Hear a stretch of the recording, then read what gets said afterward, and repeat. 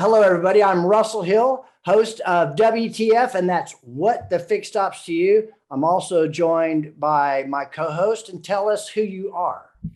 I'm Charity. I'm the CMO here at FixedOPS Marketing. Thank you, Russell. Thank you very much. We have a special guest. I'm going to try to get this right. I could really mess it up, even though we just went through it. I have, for those that you don't know him, Shawn Armorer.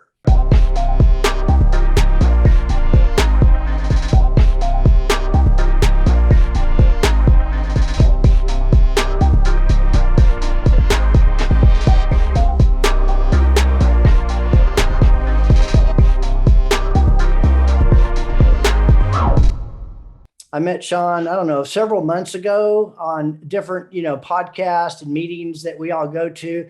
And this guy is like he's like the Energizer Bunny.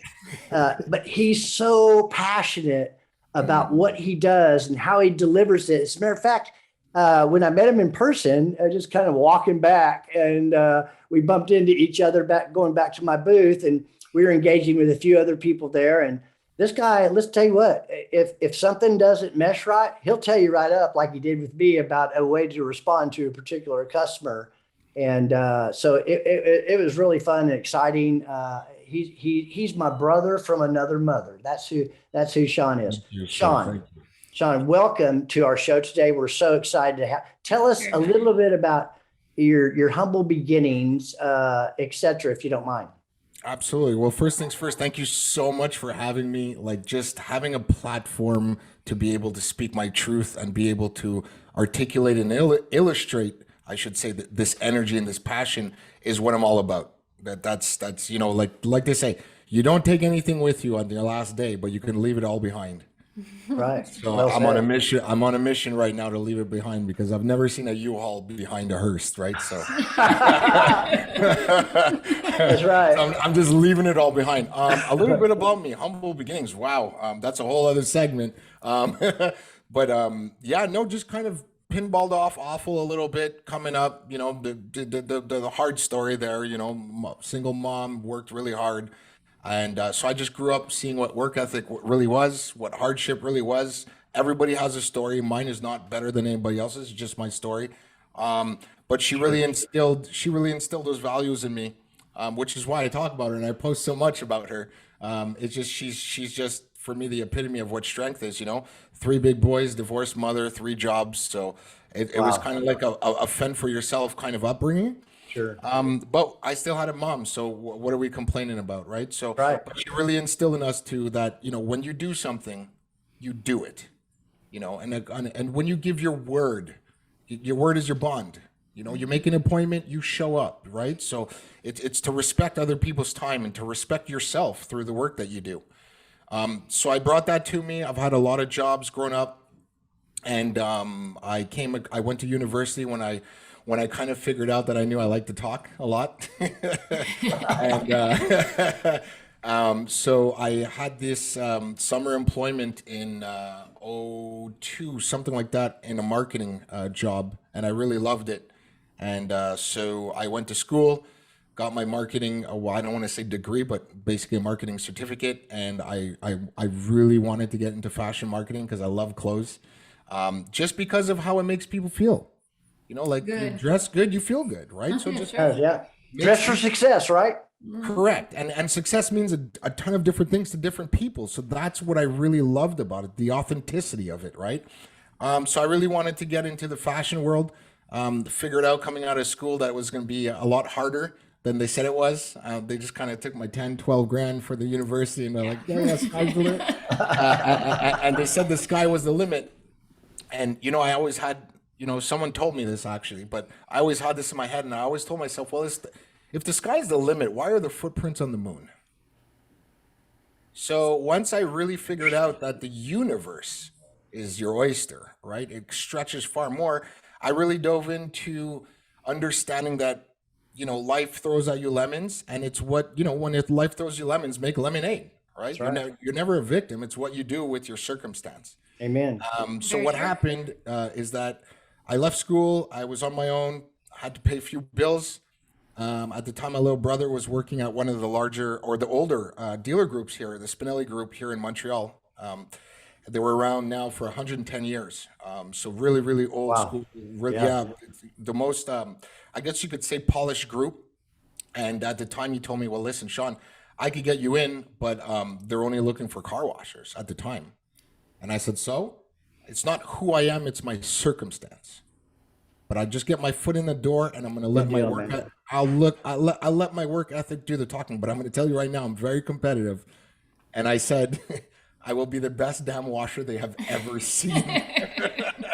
And I bet you were. I absolutely was. As a matter of fact, they used to kind of say, "Okay, Shawn, leave it alone. Like it's good." And I was It's there with clean.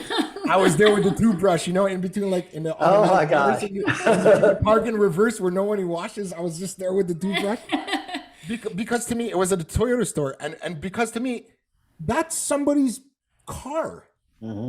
They paid to have their vehicle washed, so I have the responsibility of giving this thing my everything. That's right. And to fast forward the story, one thing became another, and it was only supposed to be for 3 months. And then 21 years later, here I am talking to you fine people. So I kind of came up the service drive. So my first 11 years in the industry was all service related. Started off as a washer, then a porter, shuttle driver, did the appointments for 4 years. I did the cash. Service advisor, then service manager, sold some used cars, and then I stumbled on this thing that has now become known as BDC. Well, I'm going to stick to your professional journey right now. Of I'm course. curious how you went from BDC, a dealership, to consulting. Yeah, great. Great question. Coming up, like I was just saying, through first of all, I only hit my first BDC. I've basically, at this point right now in my career, I've actually basically built 9 of these things, 9 BDCs from the ground up. Okay, so I've kind of failed my way to success. So that's the first thing. Secondly, I always knew that I was never a natural born salesperson. I can sell myself. I did very good at the used car. But it was just it's just something that didn't come to me organically.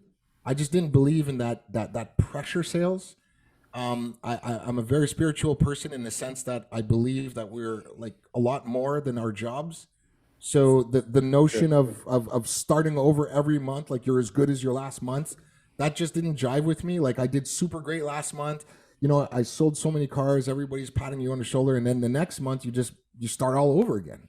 Yeah. So I just didn't see that as longevity with regards to mindset. Sure. No, I get it. Yeah, so I dabbled, like I said, I was a service manager, I was a service advisor, and I did all of these positions actually quite extensively. It wasn't just like a couple of months. So when I stumbled across the BDC, it was kind of like an amalgamation of everything combined. Okay. It's like the hub of the organization that requires you, if you're going to be successful, to have empathy towards other people's That's right. positions, even marketing with what you guys do. Okay, you're going to go and put your awesome, I saw it, by the way, awesome piece of software. So you're going to go and put the awesome piece of software on the website, but someone needs to be able to articulate how to factor in that tool into the daily processes. That's where you come in, Shawn. That's where I come in. So I was, like I said, I was doing BDCs here in Canada. I built 7. I have a couple of dealer groups I'm dealing with now into the States. I've built 3 of them. And what happened, I guess, over time, and I hate to say this, but you're going to. I'm going to, absolutely. 'Cause this is the passion part, but it's never, I'm not against anything. I'm for everything. That's the cool part. So what I'm going to say is that I was unfortunately tired of, I guess you could call it cognitive dissonance or the hubris effect of certain decision makers. Not all of them, but the majority of them, right? So what happened is after a while, I was just tired of celebrating mediocrity. Like, yes, okay, we made profits. Yes, okay, we're making a lot of money. But, I call it circular economics. I really believe in taking profits and redistributing it into people development. And that's just not something, that was at the top of their list. So dealer after dealer after dealer after dealer that I was building these massive BDCs, like these centralized BDCs. My biggest one was like 27 agents. So That's having massive. built, yeah, that one was pretty big actually.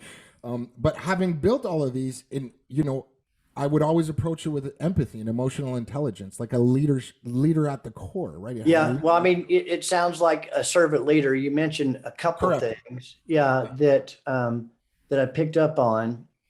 I know I understand about the mediocre, just doing enough to get by. They get to a certain level and they achieve this level of status. Okay. They may be leaders, but they're not servant leaders. Okay. They're not people that other people really like to follow, but they have a title and they, they have a job. So they have to be, somewhat compliant. But I have an acronym for status, and that's still too arrogant to understand success. That's my acronym for status.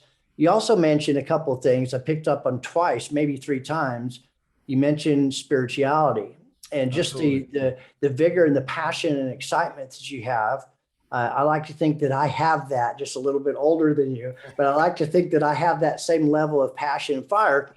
And, some people mention religion, but I, like you, I mentioned spirituality. And I have, the saying that religion is for people who are afraid of hell and spirituality is for people who've been there. So I'm just curious, was there a pivot point? Was there a crossroad early on when you talked about your mom and the work ethic and stuff like that? Did something happen to Shawn where you had a wake up call, Shawn?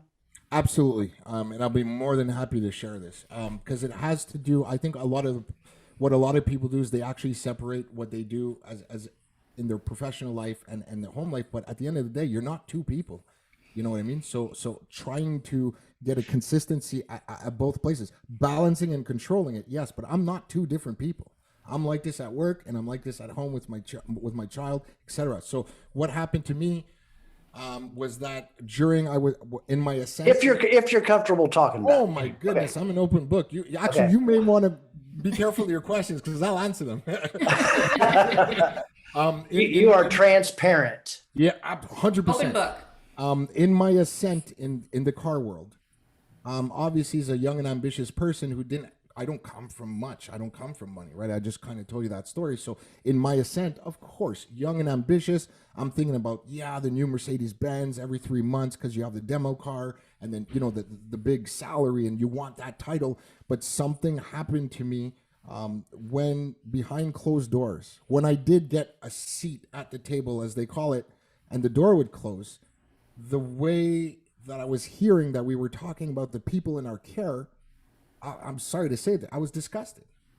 I was just like, how can we talk about these people with the door closed? It's the same people that I saw you, shaking hands with and smiling in their face this morning. It can't be this way. So sure. Essentially, I did not get, how can I say this? I did not get the fulfillment I thought it was going to be.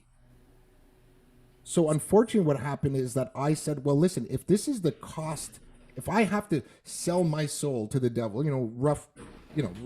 Oh, I understand. If I have to sell myself to be at this country club, at this table, I don't want it.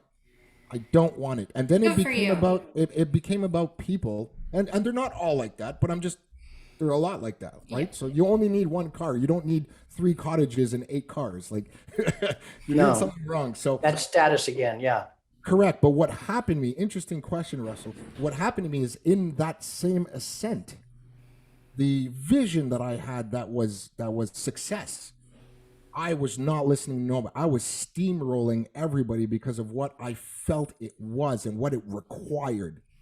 And unfortunately, that caused a divorce in my life. I was with my ex for 12 years. So it actually caused a rupture. And she's a great, phenomenal human being. We still speak on a daily basis because of my son. And we're still, but what happened was it caused a rupture. And then after a while, what happened is that I had to look, like you kind of nailed it, the admittance of ignorance. I had to look at myself at some point. This actually happened 6 years. I had to look at myself in the mirror and go, dude, listen, you are the problem. Your attitude is the problem. Like you're totally not, you're not doing it the right way, if you will. So then that's kind of where I slowly fell into like reading a lot more books and just changing my mindset and changing the company that I kept. And then it just blew into me being able to be here and speaking with you guys today. Well, I'll tell you, That's phenomenal. I really believe that right now at this moment, I'm a sum total of everything I've ever seen, heard, read, and done.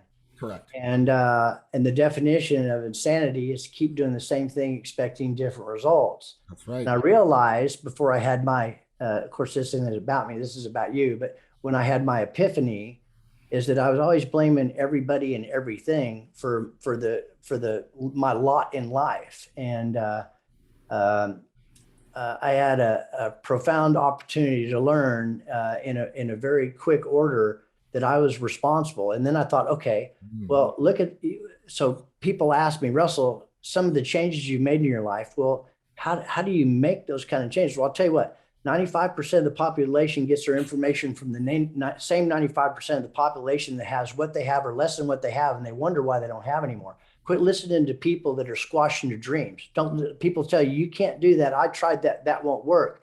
Get up and make it work. And how do you do that? Three things I attribute me continuing to move forward: what I input every day, what I listen to, and what I read, and who I associate with. Those are the three things that are going to make. I'm looking for at people that have what I want, the positive attributes, the ones that walk the walk, but also talk the talk. Not talk the talk, and behind closed doors, they speak potty mouth, you know? Yeah, I refer to that as like you got to be very careful with your content consumption. Yes. Yes. Absolutely. 100%. Right? Because if you don't change something today, I can tell you what, if I was a huge betting man, which I'm not, but if I was, I already know what you're going to look like in 30 days, and I know what the result's going to be. Now, if you start reading and associating with people that have fruit on the tree instead of the branches are bare, au contraire, don't go there. They don't have anything to offer you. All they're going to do is suck you down a wormhole. So you got to fight the fight. One of the things you mentioned earlier is a Zig Ziglar quote: if you help enough other people get what they want, you'll get what you want. You have to spread the love. You have to spread the love. And you have to do it out of service. You can't do it expecting some kind of reciprocity. I do things out of service. And you know what? Do I get screwed over sometimes? Yeah, but I don't look at it as that. So when you change the way you look at things, the things you look at start to change. That's right. You got to love people where they're at and move on down the road. 100%. And what this is fantastic.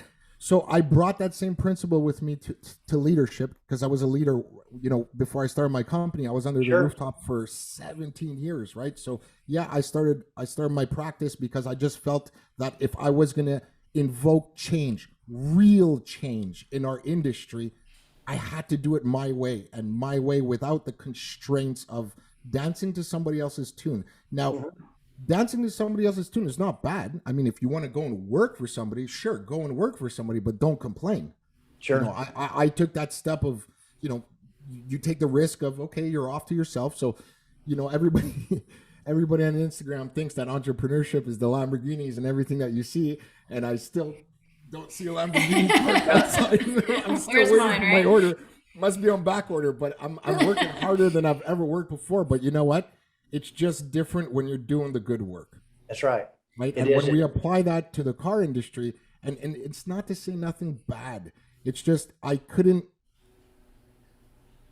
when you can't solve anything at the results level. What I've learned is that to truly change something, you have to resolve it at the systems level.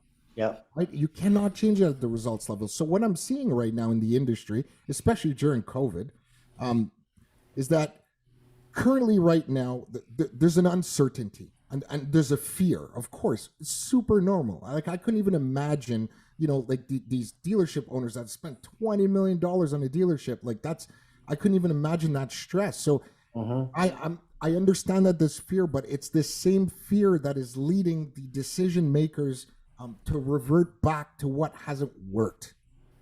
Right. So I know it's scary to take that step. So they revert back to what's worked, and we're getting the same result, like you said before. So, but so common that this mindset is so common that it's become ingrained in the business. And it's become so ingrained in the business that it's even unrecognizable. They're probably not even aware of what they're actually doing. So I'm advocating that we don't need more managers in this business. That's right. We need more leaders. That's right. Because Big difference. managers do things right and leaders do the right things. Oh, beautifully said. So somebody hears about you and your company. Yes. And listen, I remember going through a BDC boot camp back in 1995 and 96, but it was like prison is what I it was was graduating like. high school. Yeah, it was like, I don't know. But so when things have evolved and changed, I don't promote too many people to too many different things because all they care about is just going in and that's it. But you have a genuine heart and desire and passion and to take that dealership to the next level. So when you walk into a dealership, what do you go through to size them up? And do you let them know, exactly what's going to happen? And you need to make sure that you're getting buy-in before you even undertake this tremendous responsibility. Tell us about that kind of stuff. Great question. Yeah. Well, first things first, the process really is a feeling out process. Before I walk into anywhere, we have the discovery call. Absolutely everything that I do is based on it's custom to their specific ecosystem. Now, yes, granted, I have a framework that works. Shameless plug, it's generated over $47 million in my entire BDC career. So I clearly found a process that works. Now, I do understand that the business in Chicago, I have clients in Chicago, is way different than my clients in St. George, Utah. It's just a different ecosystem. However, people are people. And if you make it about people, well, then change is inevitable, right? Well, like I said before, with the circular economics, I'm really into redistributing profits into the development of your people. Like, why wouldn't you? Right? So how it works is that I'll do a discovery call. I'll take my notes. I know exactly what to ask because I've been referred to as a mad scientist. I love data. I love numbers, but I also love people, and I've found a way to marry them together. That's great. So with regards to understanding the language is the most important thing. Understanding the reality of a BDC manager, understanding the reality of the decision makers, understanding the reality of the GSM, of the service managers. They all have different realities. They all have different targets. So essentially, the core purpose of what I do is I assist dealerships in architecting revenue generating BDCs. Now, what that does is I've split it up into 4 segments. So I can do BDC service because I did that for the first 12 years of my career. I also obviously heavy focus on BDC internet department. Sure. But most importantly, I do the whole consulting thing. But most importantly, it's the elite coaching segment of my business that I really focus on. So before, I don't just take on any accounts. Like, thank you, God. Like, I'm very fortunate enough that I don't want to say I could pick and choose. I'm not there yet. But if I feel that I cannot invoke change in that dealership based on the current belief system, I don't take on the project. Well, Very yeah, go ahead. Very good. Well, I've spent a long time helping companies, Shawn, with building up their marketing departments, either from nothing or from struggling. And that's one thing I've always never been able to handle is if there are cultural issues. If there are customers crying at the booth, for help, like those are things I just can't. And as you referred to earlier, it's like a people thing. So how do you handle, you just say, I'm not going to do it? Is that how you handle those sort of things? No, well, basically, I do this thing called reverse engineering. I reverse engineer everything, basically. So while someone's talking to me, in my mind, it's not like one mouse. There's like a family of mice that are constantly like turning. So I reverse engineer everything to put it into my language, to put it into my process in order to retort and let them know. So there are 4 main reasons. I will absolutely answer your question. There's 4 main reasons why a BDC fails. There's others, but the 4 main reasons why a BDC fails in order. The first one is when ownership is not behind it. That's right. Yes. That's a big one.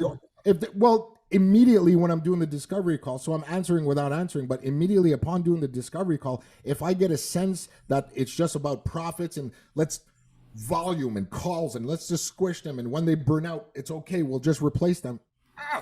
This is not an environment for me. You know, I care too much about people, right? So Do you think they're checking you sometimes to seeing how you would react to something like that? Or you think that's just, that's the way they are and they're not really even picking up on what they're saying? They just expect you to be a yes man and follow suit. I'm just curious. well, to me, it's irrelevant because I know what I'm bringing to the table. Right. And I'm the one asking the questions. They are coming to me because they know that they have a certain situation that they cannot solve, and whether it's through references or my website or my videos or my posts or what have you, they show a particular interest. We get on the phone, and I always place them into these 4 categories. And the first one is if the owner is not behind it. The second one is when there's a breakdown in communication between departments. Like, how bad is the BDC and the sales department not talking? How bad is the BDC and the service manager? How bad is this relationship? Like, I'm not a psychologist. I can help people through revenue generating activities and coaching them, but I'm not there to repair everything. So that actually, great question. That happened to me a couple of dealer groups ago where, like, once I started getting into it, they were just dumping more and more on me. And then when the numbers at the end of the month didn't coincide, they were like, well, Shawn, it's your fault. Oh, so it's my fault, right? So with regards to incremental improvement, it was there, but they weren't getting the instant gratification that they were looking for. So then at that point, to answer your question, Charity, I respectively just say, well, listen, perhaps this is just not, a fruitful relationship, and I can give you some references. Right. And just And I have no problem. let 'em go. There's other BDC outfits out there that are really good. I'm not the only show in town, but everybody has their own kind of, ingredients. And some people are more aggressive. Some people are passive aggressive. I'm who I am, and I nurture people. The day you set the seed is not the day you eat the fruit. So if the ecosystem is based on people development and longevity and career, put me in, coach. Yeah, no, I hear you. Charity has, we've amassed quite a team. I'm really, really, really proud of. And Charity just continues to just like exceed my expectations it's like we're doing all this stuff. It's like, I'm trying to keep up with it, last minute popping in or something like that. But she's trying new things and new ways of distribution to social media and getting people's attention and trying to stay on the cutting edge. And I don't know. I wouldn't say she's actually competing with anybody. She's given it everything she got. I would like to think that that's because of the team we have. And, they're inspired for people to go out and make some decisions and do what they need to do and et cetera like that. But that's got to be the same way with you too, right? When you go into these stores, how long are you there for? Does it vary? I mean, do you end up leaving them with some kind of actionable plan, or hire somebody, or find somebody while you're doing what you're doing? I mean, you can't be in these stores every week, all the time. So how does that work, Shawn? Well, what I do, great question. What I do is I kind of, I go project based, and I fit them into my schedule, right? So, depending, like I said, obviously I got to eat. I'm a kid and I have my life. So as long as it's before we even start, it is so surgically clear on what the expectation is and my methodology. It is so clear. Hey guys, look, this is going to happen. This is going to happen, depending, of course, on their ecosystem. So just give you a small example. Okay, so I'm currently working with a dealer group right now. I won't name them because I'm very protective. Like, you don't need to say any names, but so I'm working with a dealer group right now, and I'm working with the BDC manager, very, very great BDC manager. But like every other BDC manager, sometimes they're just thrown into the position. Right. So they were a really good BDC agent. And at some point they're like, hey, just manage the team. But like we said before, there's a difference between, a trainer, consultant, and a coach. They're all different. So what happens is I assess at what point, how much do I need to work with this person? And then I put that into basically my proposal. Like, hey, listen, I do understand that, you want your BDC to become revenue generating. I'm all about it. Believe me. However, we need to repair the damage that's been done to your people. When is the last time that we got this person some coaching? Oh, well, 3 years ago we sent her to a weekend recourse, or 6 months ago I sent him to do a 24-hour call. It's like, okay, come on, listen. I equate it to this. To put it in a term. Done, right? Yeah, exactly. I equate it to this, basically emotional deposits. Every single day we need to make emotional deposits in all aspects of our lives. In myself, when I read, when I do this, I'm making an emotional deposit with my child or with work or with my partners. So it all depends on I like to develop people. So one group I was with for a year. So when I you just say, got to ask you, how long does this process take? This can't be an easy process. No, it's not an easy Great process. question. I really get ingrained. So let's just say, depending on restructuring, on building, roughly, if you have a good amount of people with a good amount of experience, to restructure a BDC could take 6 months. And if it's really bad, or to build it from the ground up, it's about a year. Now, Do you have a- obviously, don't get me wrong. There's obviously some. It doesn't take a year to turn a profit, but like, really, here's the key. Because ultimately, and a lot of my consultant colleagues think I'm crazy, but a lot of it is based on getting them autonomous. yeah, Because you're always going to need continued coaching anyway. yeah, But if I do a really good job and I turn your store around, you're not going to have a problem telling a friend or what have you. So I kind of let the universe, do the working for me, and I just take care of people. And maintaining that has to Correct. be Correct. part of it. Correct. Exactly. do you have subsequent, like, leading off a charity? Do you have subsequent, like, follow-up times, or, where you inspect, et cetera? They keep you on as a standby, I'll check in. Some of them have me on standby, but I'll do my check-ins, because I get really, really close with my people, because I connect, whether you want or not. Like, I connect with people on a cellular level, right? So when I'm actually coaching these BDC managers, or even the BDC agents, I mean, you can go and see my Google reviews, right? Like on my website, like the substance that they chose to write about me, I'm telling you right now, and I'll be a man enough to say it, legitimately brings tears to my eyes. Because when you have another human being that just tells you how much you've changed their lives, and like, Well, Shawn, it's got to be true, right? it's the purest form of what we've been sent here to do as human beings. It is. Really You, rescuing BDC yeah. departments. yeah, no, you mentioned these emotional deposits. I'm a big Yeah. believer in that as well. I'm genuine about it, but I also know there's a flip side to that too. Okay, when you're making deposits and you make enough of them, when it's time to make a withdrawal, those people will bend over backwards to deliver. Correct. Is that kind of your philosophy?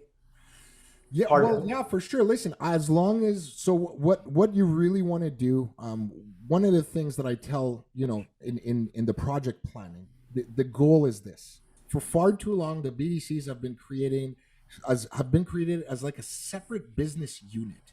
Like, okay, the BDC is like this department upstairs in the storage room next to the boxes and the mop. And just people coming in and out of this room. We don't even know them. Sometimes the service advisor will be like, "Hi, are you here for your service?" And they're like, "No, I actually work here. I've been here for 2 years. Like, I'm the guy upstairs. I do your appointments." Oh, so the idea is really to align the BDC initiatives with that of the department that it serves, and not the other way around. We got to be crystal clear on that. The BDC serves the sales department. The BDC serves the service department. The BDC serves the marketing department, and I'm very, very heavy on that. So when I create, or when I'm coaching the BDC managers, especially, it's heavily, how can I say, it's heavily based on the pedigrees that they're accountable for the work that they do. So I don't even need them to bend backwards. I show them what's possible. I give them vision. I inspire. I aspire to. It's kind of like Les Brown. So he's one of my. Yeah, he's phenomenal. He's phenomenal, Yeah. and he's stuck in my head. And he said, and I say this all the time: I aspire to inspire till I expire. Yep. done. So as long as I can do that, and as long as I can invoke change, I don't need anybody to bend backwards. They're going to want to go forwards. So you obviously get your information, you read, you associate with people that think like you, which is Yes. great. Are you by yourself? Do you have anybody else? I mean, Shawn, you can only do so much. Correct. Do you have any plans for expansion? Eventually, I mean, that would be great. But right now, I just want to make sure that I don't dilute the message. Okay. Makes sense. I want to make sure that, when you get too big, some people do it for vanity, which is fine. If the opportunity presents itself, fine. But I live in the now. I live in the moment, and I'm doing the good work now. And I mean, look, I met you, so there's expansion right there. And I met Russ, and there's expansion right there. And I met Paul Mayer, and there's expansion right there. So we're constantly expanding. That's just the way of the universe. That's the way it was built, right? So whatever is for me will come. But right now, my focus needs to be here and now, and then just keep doing the good work, and whatever happens, happens. Well, So you're certainly all here. Yeah. but yeah, I am alone, but it's fun because I'm traveling a lot, and it's got me to Poland. Poland? Yeah, Wow. Poland. I did some with Porsche of Poland. I did some consulting with Poland. Wow. I did some consulting by Zoom. I didn't travel there. It was during the pandemic, but just doing these podcasts, right? And Yep. I never asked to be on one. But just being on these podcasts has just opened up the world to me. And I actually did some consulting in Germany, and I just got invited actually in June to do my first one ever, a live speaking gig at a sales conference in Trinidad and Tobago. Well, Oh, wonderful. congratulations. Yeah, man, that is really, really great. Yeah, How absolutely. fun. You're perfect for that kind of Yeah, you are. And I know you met Charity at NADA as well. Yes. All the different venues from the time I saw you that day in person to now to other venues that you're a part of as well, like the SDL, which is phenomenal stuff. Yes, with they're great. Joe and Eric, and of course the mastermind. The infamous Dave Foy and all the people that are on that team. You're the same. You have the same level of enthusiasm, excitement. Yeah, you're bold. Your message is consistent, and you attract a lot of people with that. I think you know that, and that's great. That's something that's very unique about you. Well, and it's sorry to cut you off, but it's interesting that you say that, because to anybody watching this, it's very, very important, because Clear it up, then. I learned it the hard way. I just want to be very clear. Right. There's a responsibility that comes with being the way I am and attracting people, because when you open that door, unfortunately, you don't control what comes through it. That's right. Like, it's not all just unicorns and rainbows. No, Right. the vast majority of times, probably not. Well, you know what? Surprisingly so. I haven't had or little to no real, I guess you could call it, hate mail. I encourage it because it'll make me a better person. Like, Sure. I don't think that I'm the be all and of all things. So I encourage constructive criticism. Constructive criticism. Constructive, not hate mail. Let's not encourage Let's that. have the conversation. No, but let's have the conversation, right? Like, if you don't like something I've posted on LinkedIn, well, then let's have it out in front of everyone. Like, Well, I think occasionally, Shawn, to your point, you probably you get that. We certainly get it. We don't get a lot of it, but we get it. And, some people say, well, why do you do this? Why do you do that? I said, I'm not going to, it's like debating something. You.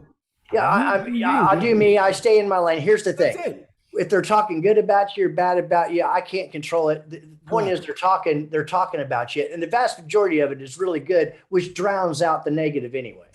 Life is 10% what happens to you and 90% how you react. Charles Swindoll, buddy. That's right. Absolutely, That's man. right. Absolutely. I hear you. Yeah, so it was very important for me, like, when you're heading off into this servant leadership, or as I like I'm really on this emotional intelligence bandwagon right now. And in order to really invoke change, you really, really have to change your narrative in your mind, your mindset. I read a tremendous amount of books. So from one of the things I'd like to improve, actually, is my academic pedigree. I just felt like I would have went a little bit further in school, but I was really just on that ascent in the car world. So when I got to starting my own business, well, I knew 2 years before I actually started it that I wanted to start my own business. So through those books and reading spirituality and the books and this, like, I'm all over the globe with my reading. It's not just one thing. I'll go from spirituality to emotional intelligence to emotional intelligence as well. Daniel Goldman. There's a ton of books out there. There is. I'm just all over the globe with respect to. I even started reading on the brain. Why? Because in order to help people, you have to understand that there's a broad spectrum of different. Yeah, there is. Right? Yeah, you got to be open. You got to be open, and people know if you are. I find that not all leaders, but all servant leaders are readers, but not necessarily all readers are leaders. Yeah, Very that's true. an excellent point. That's very And true. which I find to be really true. So I got to ask you a question. Where did Alchemist come from? Let me ask you, where do you think? I think you know the answer. I'm not. This is no. Okay, cool. I want it coming from Shawn. Absolutely. So within my ascent, like I was saying before, in my reading, because then I just got so consumed with reading once it's actually started having an impact on my life, I came across this book by Paulo Coelho, The Alchemist. And I read it twice. It had such a profound impact on me. So as above, so below, right? So don't wait to get to heaven to be a good person. That's right. That's the essence of as above, so below. And basically the message in the book is generally typically that, like, do the good work. And they referred to the main character in that book as the alchemist. And when I started to really research what alchemy is, and it dates back to the 1700s, so the alchemy essentially is making something great out of something regular. So when I started to apply that and I started to look at the opportunities that I have on a daily basis to improve the lives of the people in my care, but at my cost. Boom. I have to do the 12 hours a day. I have to scrub the CRM in the back data, kind of like the Toyota way, the Kaizen, Gucci Gambutsu, go to the source, Kaizen, continuous improvement. I am, they will all tell you, my previous employees, they will all tell you, I am happy but never satisfied. And that's with myself. So if we did really, really good, I'm of the adage, and I'm only like this with myself, but I didn't win silver, I lost gold. Yep. We didn't make $11 million. We could have made 13, right? So I didn't make 11, I lost 2. So then I stay up at night, and there was this saying from this sports psychologist that I gravitated to. I think about what I think about what I think about. Right. The main thing is to keep the main thing the main thing. So I'm just keep going and keep perfecting my art. And the beauty of it is I love Dave. Dave Foy is amazing. I watched his show, by the way, 2-3 times. Guys, phenomenal show. Yeah. Dave is absolute fire. And all the whole people at Quantum 5, Sarah, Brian, Dave O'Brien, Dave, Sarah. We have Wendy Reeves. We have Duran Cage. There's so many great people. But the beauty with me is what keeps me centered is I'm in competition with nobody. I'm in competition with my yesterday self. Mm-hmm. Right? So whether it's hate mail or whether it's challenging mail, it doesn't really bother me because I'm not doing anything to hurt anybody else. So I'm in competition with myself. So as long as I strive to be a better version of myself, my content, my methodology, well, then there's no stopping. Yeah. Sometimes I get a little off center. Yeah. Sometimes I get a little off center, but I quickly, when things aren't going my way, which I realized the biggest illusion in life that I played into for so long was that I could actually control people, places, and things. And I realized I cannot. I can control how I act and react to them only. And that's it. Correct. Acceptance plays a big key in that. And quit comparing myself to what, and I still do it occasionally today, where I should be, where I could be, what happened in the past, or what other people around me are doing. But I get bogged down in a quagmire of crap when that happens. And I find that I just need to run my own race. And Charity hears me say this occasionally because I have to say it out loud to remind myself. I tell other people, I work with people in recovery too. I tell them things that I need to do myself. I'm a sinner. I fall short. I screw up every single day, but I'm running my race with my team. And I think that's great. I I don't know. I've learned some very valuable lessons, some of which I'm sure you've learned about balance too, because it's not about perfection, it's about progress, right? Incremental progress every day. I think some people sit back and say, well, when this happens, when I have this much money, when I have this kind of car, when I have this kind of degree, then I'll get started. You can't do that. You just Yeah. got to start. Yep, because you mess out and I'm 44 now, so I think these thoughts have just been happening to me the last 4 years of my life as I head into the back nine, right? So what I've really what I'm so focused and fixated right now on our number one commodity, time. Yes. You can make money back, but you can't make back time. So what, like you're saying, Russell, and it's so accurate.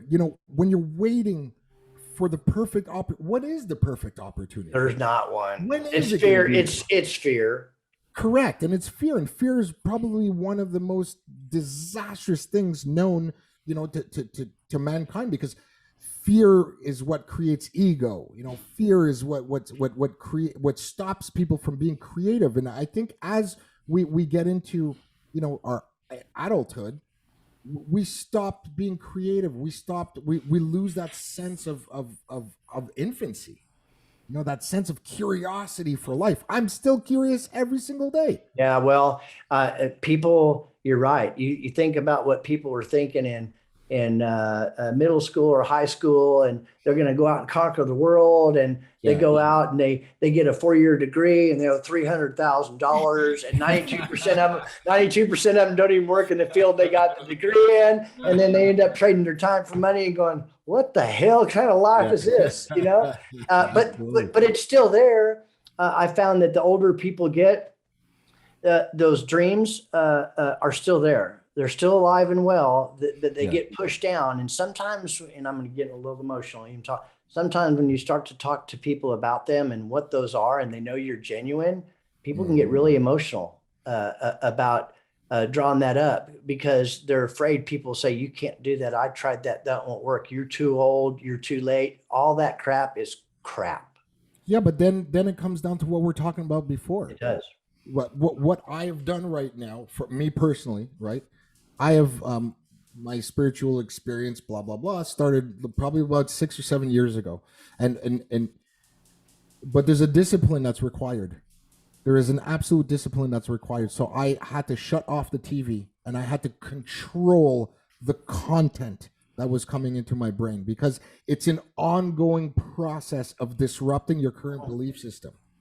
Constantly, you're constantly having to work on this. What are you going to see on the news, really? Yeah. There's no good news.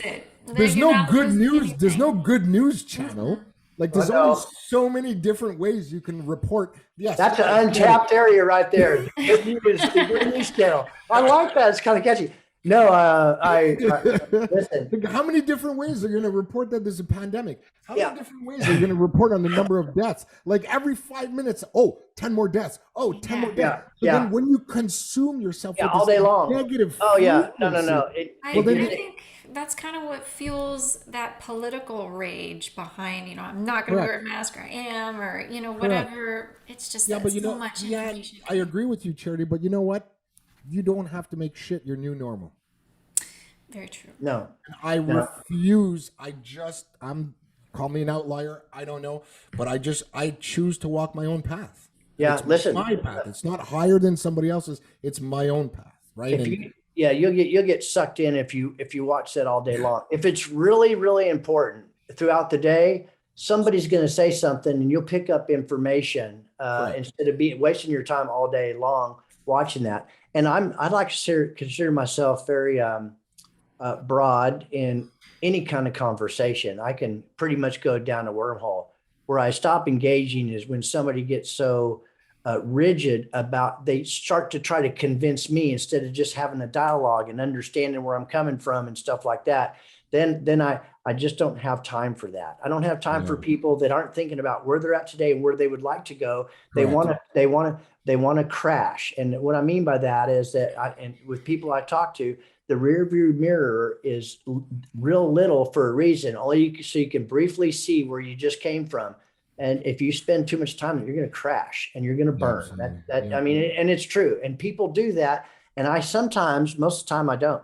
I can get sucked in only for a little bit. And I catch myself because of tools that I've acquired over the years to try to set them on a different path and find out what motivates them and what they would like to have. Because this conversation is shit and it's going nowhere. Where do you want to go? And if they don't want to move and they want to stay in the self-pity quagmire of crap, then I got to move on. Yeah, correct. And you know, and that's one of the hardest things that I had to learn. I said a cuss word. Oh no. Yeah. But we could edit it out. We'll edit it out. Hell no, it makes it real, right? One of the things I learned in my journey is basically, you know what? I just love what I do. And when you love what you do, you don't have to be pushed to do it. It just comes to you. It does. Right? It's kind of like manifestation, right? So that's why I tell you, I stay in my lane. I live in the moment, and the people that are supposed to be, I don't run after anything. I attract it. I do. You do. Listen, you have your own type of energy, but correct. I think when you get around forward-thinking people, that you even get more energized. Oh, yeah, absolutely. And more convicted. So much so that you're going to tell us about the gratitude jar. In what respects? I don't know. Charity picked up on some of that stuff, and so I took the opportunity to do a pattern interrupt and throw the. Absolutely. Listen, I could pivot left or right. Absolutely. Thanks for picking up on that, Charity. It means you're being attentive. Charity, I'll tell you what, she is an amazing woman. I'll tell you. Yeah, I want to hear more about what that means to you, how it impacts your daily life. And yes. And having very simple. I wake up every day with an attitude of gratitude. It's the people around me, it's the climate around me that makes me who I am. Obviously, it's how I react to it that will either prolong the negativity, or, you know, I'm woke enough to just, okay, you know what? This no longer serves me, kind of like what you were just saying, Russell. This no longer serves me. It doesn't make that person bad. Nope. If you want to go on that path, great. That's your path. But I cannot even get into this with you, right? So I have adopted an attitude of gratitude, and that it has to be in line with servant leadership. It cannot be separate. So basically, when you, as leaders, true leaders are not responsible for the results. Leaders are responsible for the people that are responsible for the results. Right? So once you really wrap your mind around that and you focus very much on the inputs, and the outputs take care of themselves. Like I was saying before, if we make everything results based, well, the results go up and down, up and down. It's all right. You know, it's up and down, up and down. But when you focus on people development and the betterment of your people, when you focus on the inputs, the outputs take care of themselves. They do. That's where that came from, an attitude of gratitude. Well, I'll tell you, there's tremendous power in the spoken word and your action, and there are consequences for it.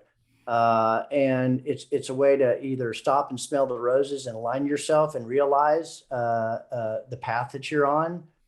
Some people, they just don't find it, like, you know, the ones that go down a wormhole. When I try to redirect their thoughts towards and try to inspire them to you can go after something. Because when people say, Russell, I haven't said this on the podcast before, they said, well, how do you actually get where you got? Okay, listen, I didn't even finish junior high, never went to high school. And I'm going to kind of stop there. Okay. So I always compared myself that I wasn't intellectual. I couldn't communicate with people. And you know what? I listened to people, and now I did go back later. I got my GED. I went on and took college courses. I don't have a degree in anything except life.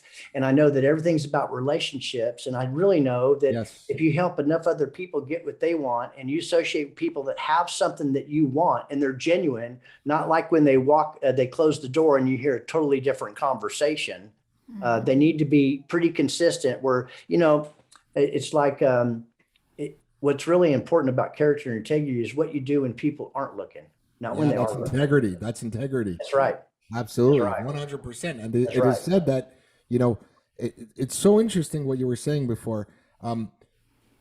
I tried that, like when I first started in I guess you could say in my transition I tried to reach out, I tried to help people, and I was like downloading all the stuff that I was reading on people because I was like, it works, like this is amazing. Yeah. But those, I don't believe that nobody wants to change. I believe that they're not ready for the change. They're not ready to do. They're not ready to do the work that's required. Yeah, it's certainly it's certainly in God's time. There's a lot of people that thought, Russell, you're a freaking lunatic, and I said, well, what do you mean? You're 60 years old and you're starting a company from scratch. Yep. Yeah. As a matter of fact, it's not even your money. You're borrowing somebody else's money to do it. Well, first of all, somebody that believes in me like that. Exactly. Right. And that I'm going to be responsible to do the right thing.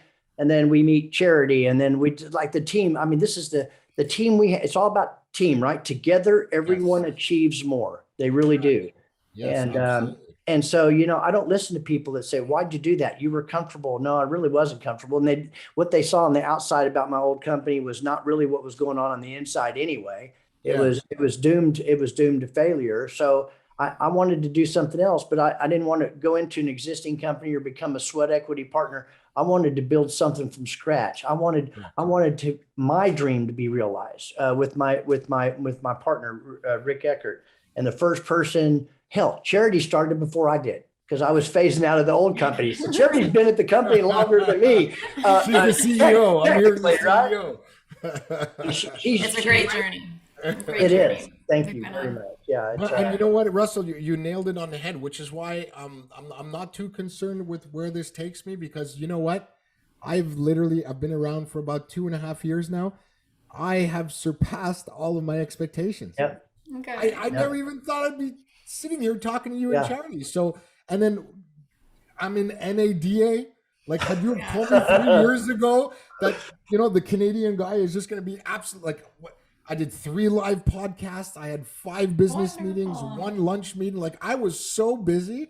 It was like a full day for me. So had you have told me like, hey, Shawn, when I was at my last dealer group and just upset with where I was, and they were like, in 3 years, you're really going to make an impact. And I wish I could confirm it, but there are literally 3 projects right now that I'm going back and forth on, like that have just happened in the last 2 weeks that are just dramatically going to catapult me forward. Right. So I don't want to talk about it because it's not like, it's a good thing you said that, because either Cherry and I were fixing to catch you on that. Why don't you tell us a little bit about that? No. It's not. That's okay. No, whether it happens or not, just the fact that it's even an opportunity, I'd be like, this is amazing. So you know what? I can't lose. Dude, when I was walking in from outside, walking back to our booth at NADA, you just like appeared there out of nowhere. And it was, I don't even know if there was anybody else around. It's just, I immediately knew who you were. I mean, and you did too. We never met. We gave each other a big hug. And first of all, because I looked at all your content. So listen, outside of being like this big conglomerate, I did not go to the NADA. It should be said. I did not go to the NADA with, I have to sign 5 contracts and it was just, I want to meet and connect with the people. That's right. That I've been talking to on LinkedIn. So it was about meeting people and connecting. It was exciting, wasn't it?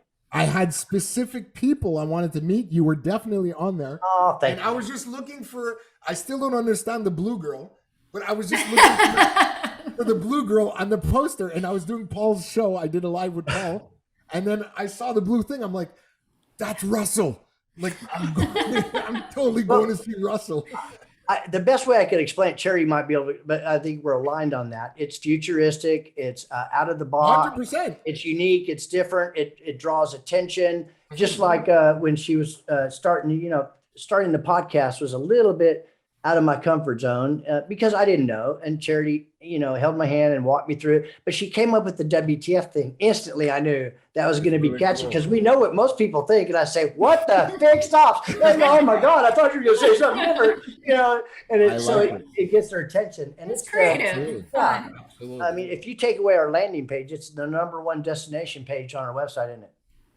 It's really cool, and I think you guys have done great. And look, it worked. It got me from Canada to know exactly who you are. So great job, Jerry. Yeah, and so even though I struggle with Shawn Armorer, I'll just call it, but everybody that I think in the circles that I'm in they call you Canada Sean.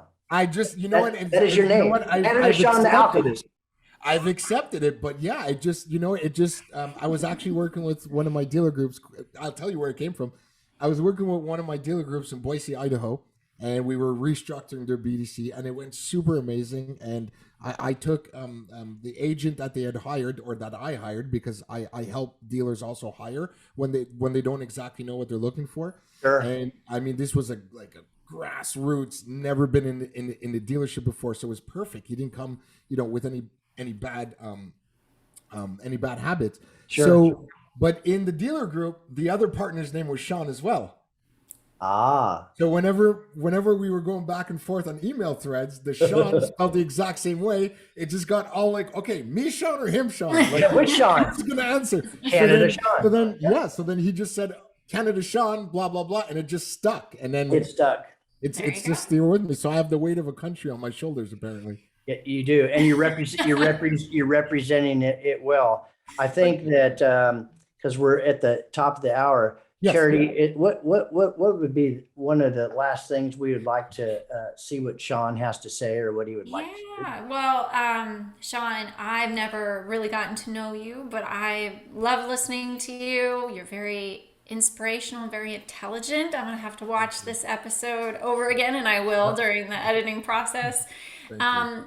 I like to give you the floor. Any events, anything you want to plug, the floor is yours.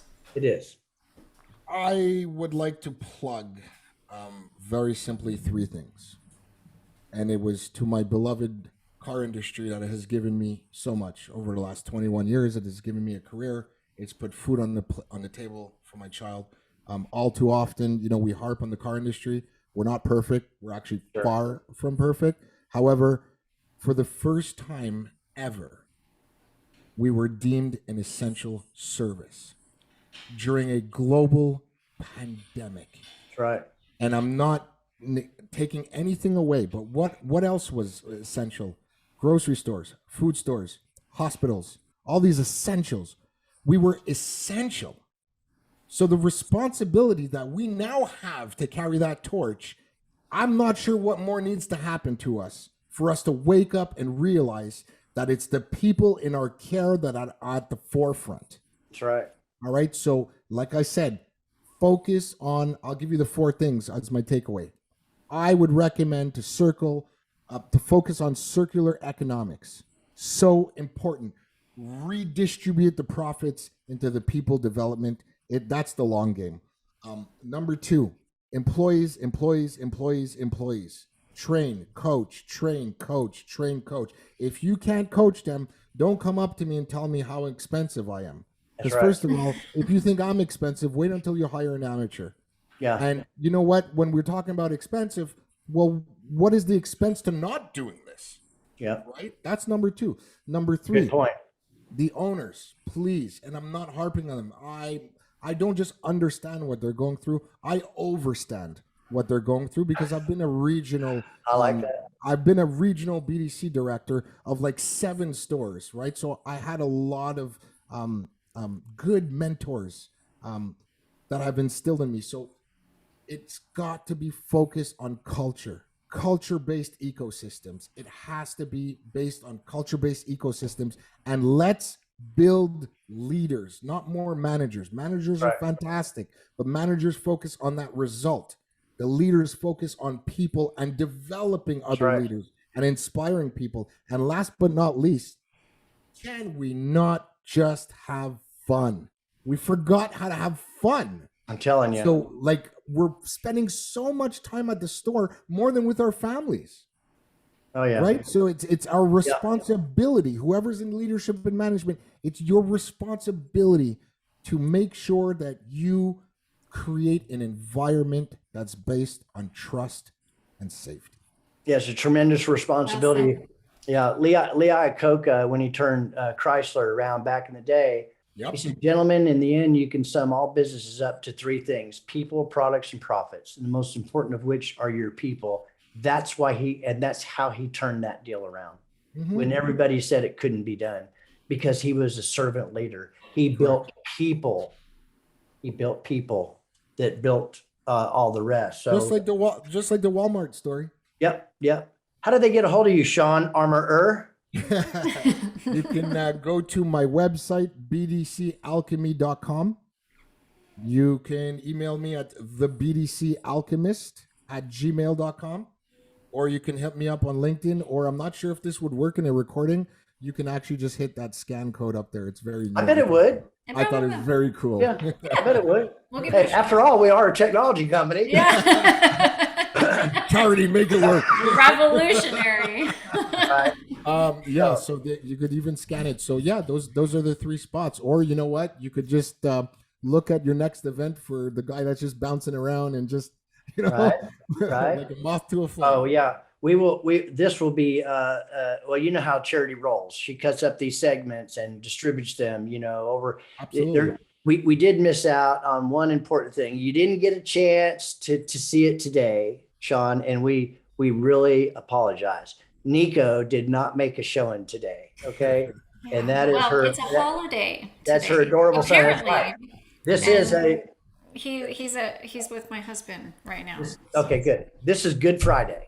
Yes, For it is. a reason. Yeah, absolutely. So I would say, okay, another successful episode of WTF, and that's what the fix stops to you. But it wouldn't have been anything without Charity and our special guest today, Shawn Armorer, right? He's Thank the you. Alchemist, Canada Shawn, the Alchemist. Like us on Facebook, like us on Twitter, like us on LinkedIn, follow us here, follow us there, hell, follow us everywhere. Okay. Thank you so much, everybody, for joining us today. Thank you. Thank you, Shawn.